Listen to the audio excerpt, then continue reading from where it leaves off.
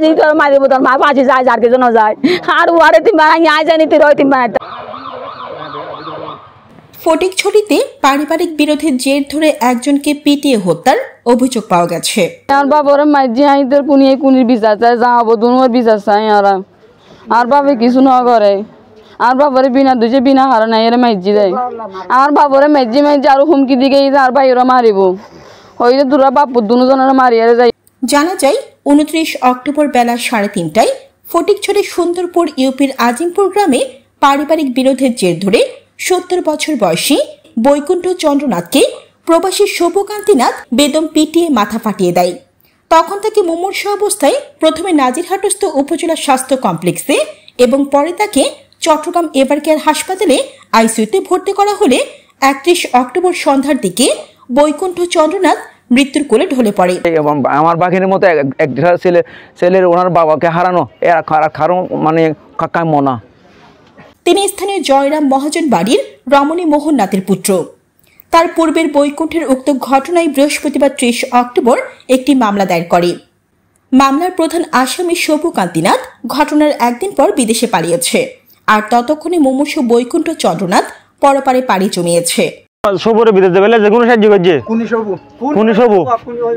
এগুলো টাকা এত জানুন ও এখন বর্তমান দুবাই। উল্লেখ্য নিহত বৈকুণ্ঠ চন্দ্রনাথ একসময় সিএনজি চালিয়ে সংসার জীবন অতিবাহিত করলেও গত 3 বছর আগে হঠাৎ স্ট্রোক করায় আর সিএনজি চালাতেন না। এই নিরীহ মানুষটির মৃত্যুর খবর এলাকায় পৌঁছালে শোকের ছায়া নেমে এসেছে।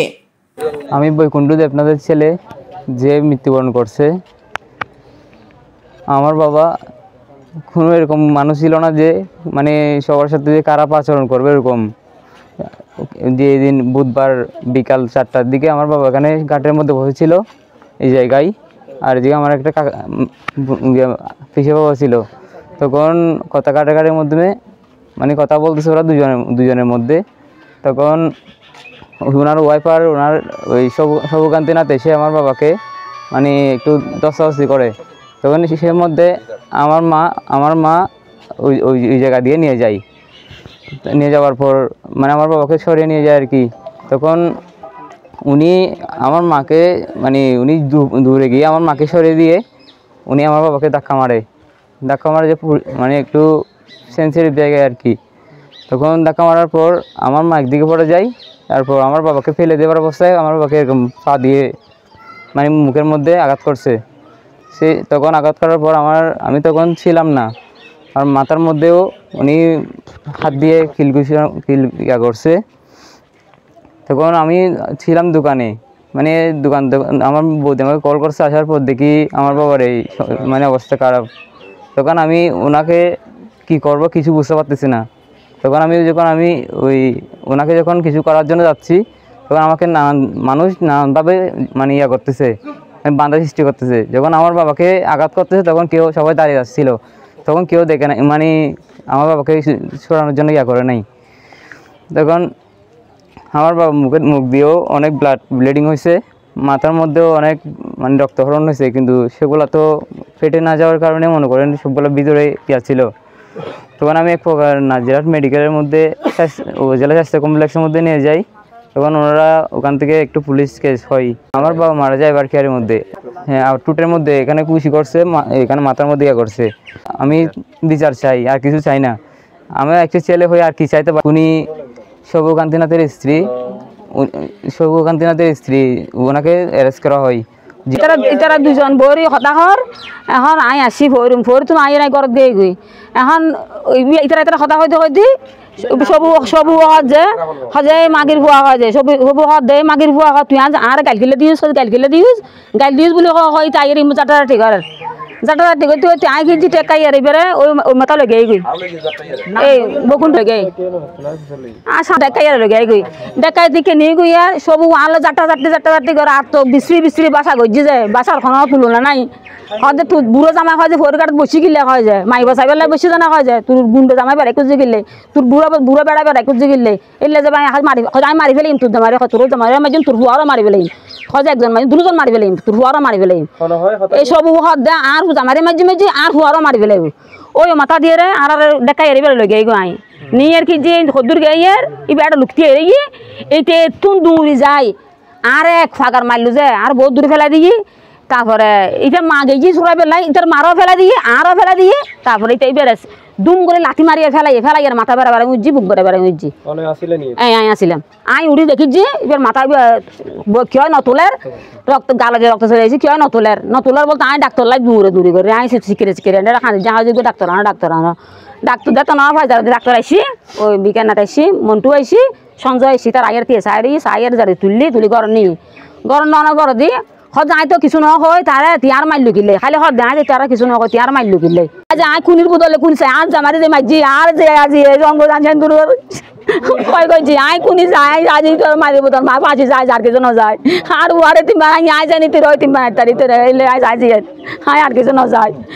আর খব দে আর ফুয়ার বল মারি লাইব তুই জামারে মারজি তুই ওয়ারা মারিবে লাইম তুই যা তোরার বাত খাইতে মিদান না তোরার বংশ করে লাই আর 11টাত বই আছিলাম দুটো গল্প করি ইয়ের ভিতর সকালে তারা একটু 19 বিষয় দিয়ে না আরে বুঝাই আই এনারা ওরা সাত দিয়ে রাখি আজ দিন নহই বাধ্য এদুত ওর হতাই নো গড়ে শুনিস আই এর ওরে গালদের মাইদের সদায় সবু তুই এখন ওর ফিসু দি ওর ম্যাডাম আইসি আই এরা ও ফিসু দিয়ে আছে ওইতে মাইতো স্যার সবু কান্তিনাথ ওর বউ আছে সঙ্গে তো ইও তো মারামারি করি না পারে ইও তোর গাড় তোর যে ব্যাগ ছিল আই দড়ি সরাই দিলাম সরাই দিবে পরে এতে গলত গিয়ে গই ওই এই বঙ্গবন্ধু বাবু গলত গিয়ে গই লাস্ট হচ্ছে বঙ্গবন্ধু বাবু তার ওই আইসত আসিল এখন এতে আইহত ওই আর দুর্বল দেয় আর ফেসারিটি আইহত বই ওই এইতে আবার দূরত আই উন্দি যাই ওই দইন সাইডে যাই এই দইন সাইডে দইন দিয়ে যাই ওর মারার তুড়ি দেয় হয় দেখিলে আর ওই এখন ওর বউ দেখি যে এটা ফালা দিয়ে মারে ওর বউয়ের মারি এটা ফালা দিয়ে ওর বউ আদিকে খাঁদি উঠতে আবার নবার তাই আসি আই এরা ওর দেখি দি ইয়ত ফরাত এই জায়গানত ফরাত চুরি এখন এটা তো এবার এলাকার মতো মাইব দিয়ে গুমত আছিল এই গুমত তুটি উড়িয়ে দৌড়ে করে এসি